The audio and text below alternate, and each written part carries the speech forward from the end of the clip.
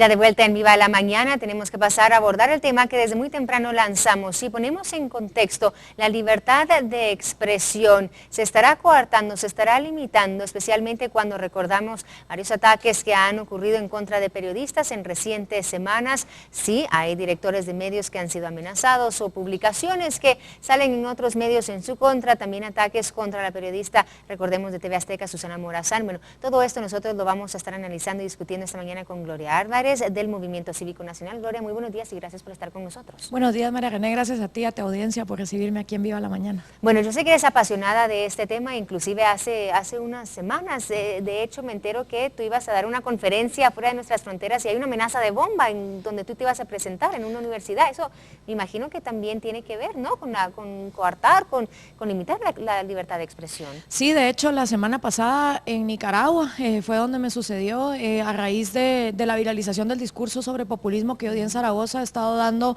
una serie de giras invitada por diferentes países latinoamericanos, claro, donde se percibe esto, y en esa ocasión específica la UNEN, la Unión Nacional de Estudiantes Nicaragüenses, llamó a la universidad amenazando que si yo me presentaba a hablar, entonces iban a morterear la universidad. Para los nicaragüenses morterear es como con las bazucas, el tirar bombas. Wow. A raíz de esto la universidad decidió cancelar y luego por el mismo miedo que se vive en Nicaragua con el régimen orteguista, 3 días pasaron y sacó un comunicado a la Universidad Politécnica diciendo que jamás en la vida a mí me habían invitado y cubriéndose las espaldas, lo cual nos indica el peligro que hay hacia la libertad de expresión y sobre todo el miedo que se le tiene a que en nuestro continente se intercambien ideas, el poder dialogar, el poder poner a dos personas a argumentar desde puntos de vista diferentes se ve peor. Es más difícil, digamos, intercambiar palabras que intercambiar balas. Entonces lo que vemos es que lo que nos queda es eso, cuando recurrimos al odio, cuando recurrimos al asesinato, es porque no se nos están dando espacios para poder esfogar, digamos, las cosas que cada quien quiere exponer. Y mencionas algo importante, un problema de región, porque nosotros, bueno, vemos los ataques que se han dado aquí en Guatemala, pero vemos que, como mencionas, es un problema regional.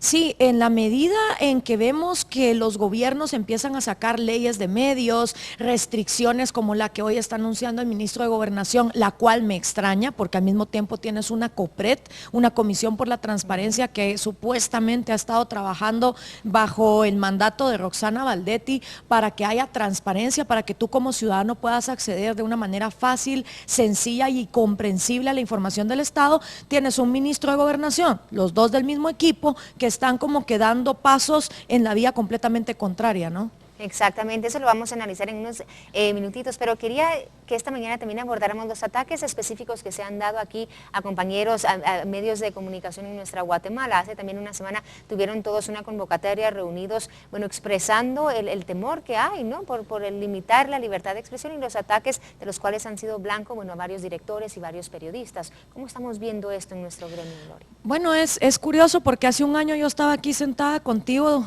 precisamente discutiendo el caso del plagio de Manuel Valdizón, y un año después lo que vemos es que digamos, manipulación mediática ha dado un paso más. Él ahora posee un canal, posee una revista, posee un diario. En esa revista yo he sido objeto de discriminación, de calumnia y de infamia 2 veces, donde él me ha puesto en portada, ni siquiera para hablar mal de mí o desprestigiarme a mí, sino utilizar mi imagen para desprestigiar a un compañero mío petenero del movimiento cívico y para desprestigiar a un catedrático del EPRI, de la Francisco Marroquín, pero poniendo mi cara. Yo en específico he sufrido eso. Luego están los casos, por ejemplo, de Juan Luis Font, del mismo Pedro Trujillo y otros periodistas que se han visto amenazados. Entonces vemos que los candidatos presidenciales, como no pueden expresar lo que ellos quisieran en la televisión y el periodismo respetables, ahora crean sus propios medios de difusión. Eso, por supuesto,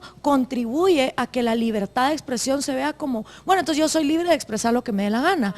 Ojo, yo creo que libertad de expresión, como cualquier otra libertad, conlleva la responsabilidad del interlocutor. No es libertinaje de expresión, no es decir lo que me da la gana sin yo tener pruebas. Es que si yo soy libre, también ejerzo la responsabilidad de que todo lo que digo tiene que estar respaldado. Y creo que todos como comunicadores y periodistas entendemos esa gran responsabilidad, sobre todo en un país donde se maneja tan tanta ignorancia y tanta manipulación. Y específicamente eso, porque la gente en casa pensará, bueno, ese es algo que está afectando quizá al gremio periodístico, a los periodistas, a los medios de comunicación, pero explícanos o explíquele a la gente en casa la relación que esto tiene con lo que vive nuestra ciudadanía y la importancia que esto toma en un año electoral.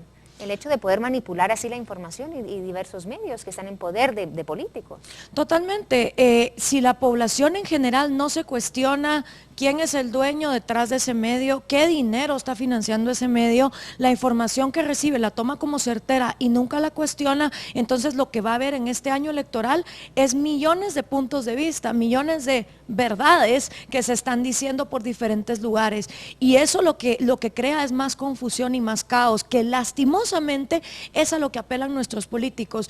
Yo tuve la oportunidad, por ejemplo, en Argentina, cuando estuve allá en Buenos Aires, de reunirme, yo ni siquiera sabía que el puesto existía, pero me reuní con el encargado de Facebook para la incidencia política de los latinoamericanos. Entonces el trabajo de él es juntarse con los políticos de la región para explicarles cómo funcionan las redes sociales, cómo ellos pueden dar a conocer sus planes de gobierno, utilizar las redes sociales de una manera productiva y proactiva. Y me dice, ¿sabes qué es lo más triste? Me dice, que lo que más te preguntan es cómo puedo crear cuentas falsas, cómo puedo difamar a mi opositor, cómo puedo yo venir y hacerme de un club de fans, digamos, aunque sea falso, no me importa, pero cuánto pago. Entonces, es tan mediocre realmente la actitud del político latinoamericano en general, y la misma red social, el mismo acceso a la tecnología, está empoderando a los ciudadanos, se están cuestionando por qué pasa en Francia lo de Charlie Hebdo, por qué en Argentina aparece un fiscal suicidado. O sea, estas redes tecnológicas permiten que el ciudadano se cuestione cada vez más y nuestros políticos se quedan atrás, se quedan en lugar de ellos ponerse y utilizar estos medios para sacar lo mejor de sí mismos, lo utilizan para difamar al oponente y extorsionar al periodista. Exacto, importante lo que mencionas, de utilizar esas redes, propósito, vamos a decir, positivo, cuando debería ser así en un año electoral especialmente, ¿no? Y se dan todas estas manipulaciones y a través de las redes sociales también.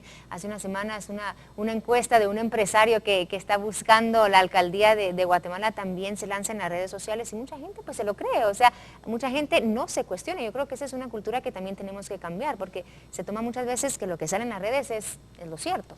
O lo que sale incluso en las encuestas, que como tú bien dices, la encuesta sí, pero ¿quién la está pagando? Porque a mí me da mucha tristeza también el derrotismo guatemalteco, ¿no? Ves las encuestas y es como que fuera una bola de cristal que de todos modos se va a cumplir. Ah, esos son los 3 que ya están de primero. Bueno, entonces no hay nada que hacer. Ya no podemos hacer nada, estamos condenados y estamos siempre aquí en Guatemala condenados a eso, a ser gobernados por los más mediocres, asesinos, corruptos, mentirosos, pero nadie se pone a ver esa columna que está a la par, que casi siempre llega al 30%, una columna que dice indecisos. Si esos indecisos fueran intelectualmente honestos, se cuestionaran, se informaran y realmente votaran por opciones, no solo te digo presidenciales, al Congreso hay que prestarle atención también. Totalmente. Porque el Congreso tiene muchísimo poder. Si las personas realmente, en lugar de derrotarse, echarse de brazos y decir, no, la encuesta ya es una bola de cristal que nos predice el futuro, y se pusieran a pensar en esa columna que se llama indecisos, muchas cosas pudieran cambiar. Pero vemos que la misma población se resigna y vuelve la encuesta realidad. O sea, yo por eso a veces no sé si estoy a favor o en contra de las encuestas, porque pareciera que lo que la encuesta dice, luego la misma población lo vuelve realidad. Eso es muy cierto y no tiene nada que ver con el estatus social, ni con lo económico, ni con el nivel de educación, porque vemos también, o sea, en todo nivel existe esa conformación, como tú dices, esa conformidad con las encuestas y decir, bueno, ya no podemos hacer absolutamente nada.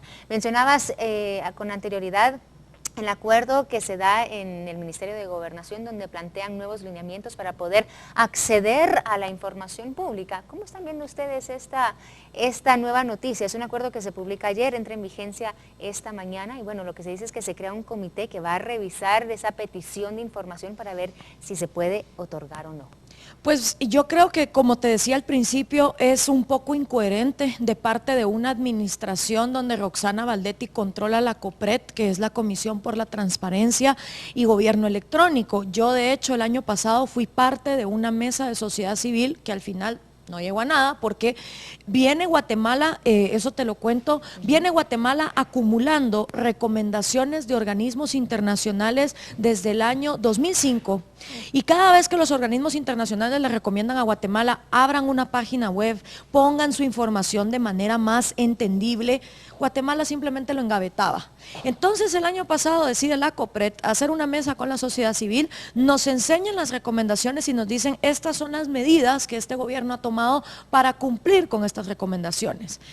Cuando, por ejemplo, la recomendación era castigar a los funcionarios que se rehusaran a dar información, la medida que el gobierno proponía era: estamos abriendo un portal donde vamos a subir los currículums vitae de todos los funcionarios públicos. Entonces nosotros como sociedad civil lo que expresamos es, señores, lo que ustedes ponen como solución a la recomendación internacional no tiene nada que ver. Claro. Entonces yo sabía por ese lado que los esfuerzos de la COPRED por un gobierno más transparente, un gobierno electrónico, se estaban viendo truncados. Y ahora al ver que el ministro de Gobernación del mismo equipo de trabajo del Partido Patriota se va por la vía contraria y hace todavía más complicado el acceso a la información de los ciudadanos, porque este comité de revisión no te pone una fecha límite, no te dicen cuánto tiempo te va a resolver, no habla de utilizar la tecnología para facilitar las cosas. Entonces realmente me da muchas dudas y sobre todo me preocupa, porque también tenemos una ex vicepresidente que el año pasado se molestó muchísimo cuando salió aquella aplicación Secret y trataron con eso de implementar una ley para controlar las redes sociales y el acceso a la información. Exacto, o podría ser quizá cabal el querer ocultar ciertas cosas, así lo toma uno cuando lee esta noticia. Sobre todo en un último año de gobierno, que es donde uno tiene que analizar, porque no nos vamos a quedar con la versión del informe de gobierno y decir, esa es la verdad absoluta. Como ciudadanos, una república exige que sus ciudadanos vigilen y se comprometan. Y si el gobierno en su último año te va a cerrar las puertas, ¿qué opción tienes? Gloria, después de todo esto, ¿con qué terminamos? ¿Cómo concluimos? ¿Cómo cambiamos, como tú mencionas, esa cultura, esa mentalidad que tenemos los guatemaltecos? ¿Y qué podemos hacer para venir y fortalecer la libertad de expresión, para evitar esos ataques, considerando la importancia de este año? ¿Qué hacemos como ciudadanos? Bueno, yo creo mucho, y siempre lo he repetido, en los cambios individuales y de gotita a gotita. Yo no creo que este país va a cambiar porque venga un presidente Superman que a todos nos lave la cabeza. Yo creo que el cambio empieza en uno y es el cambio de actitud y es mental. La libertad de expresión empieza en casa. En el momento en que tú a un niño le dices, cállate, no opines, no pienses, tú eres chiquito, tú no tienes derecho, a ese niño ya le estás mermando la libertad y el gozo de poderse expresar. Entonces, para empezar, en casa, el validar la opinión de todo el mundo como eso, como seres humanos dignos que se pueden expresar, tanto sea mamá, hijos, abuelitos, o sea, si ni en casa nos respetamos para debatir, mucho menos lo vamos a hacer en la calle. Segundo, lo que vemos en los medios, contrarrestémoslo con lo que hay en las redes, con lo que platicamos con los amigos y sobre todo con lo que vemos en la realidad. Cuestionémonos mucho y acordémonos que todos somos un periodista en potencia y un justiciero en potencia gracias a las redes sociales y gracias a los nuevos medios. Por primera vez en la historia de la humanidad, el individuo cuenta con un aparato donde tiene el acceso a virtualmente toda la información de la humanidad desde nuestro comienzo como cavernícolas. Ese poder no lo tenían emperadores, no lo tenían reyes, no lo tenían filósofos hace 50, ni siquiera hace 25 años. Hoy por hoy, un individuo de clase media baja, de clase baja, incluso puede acceder a un mundo de información y conocimiento que ya no lo esclaviza a solo la versión oficial. Claro, tenemos el poder en nuestras manos, hay que saber entonces utilizarlo, como tú dices, es nuestro derecho, pero también con responsabilidad. Totalmente de acuerdo, eso es muy importante. No es lo mismo libertad de expresión que libertinaje de expresión. Muchísimas gracias, Gloria, por haber estado con nosotros gracias esta a ti, mañana. María René. Teníamos a Gloria Álvarez discutiendo entonces la libertad de expresión en nuestro país debido a recientes ataques, recientes publicaciones que se han dado en medios que están ligados a políticos en contra de periodistas, de directores de medios de comunicación y también, claro, la importancia que esta tiene en un año electoral. Lanzamos en casa la pregunta del día para que usted nos siga a través de las redes sociales. ¿Usted qué opina de todo esto? ¿Cree que se respeta y se cumple la libertad de expresión en nuestro país? Déjenos saber, por favor, esta es su opinión que usted deja ahí en nuestras redes sociales. Estamos en Facebook y Twitter, también nuestro correo electrónico. Ya volvemos después de la pausa.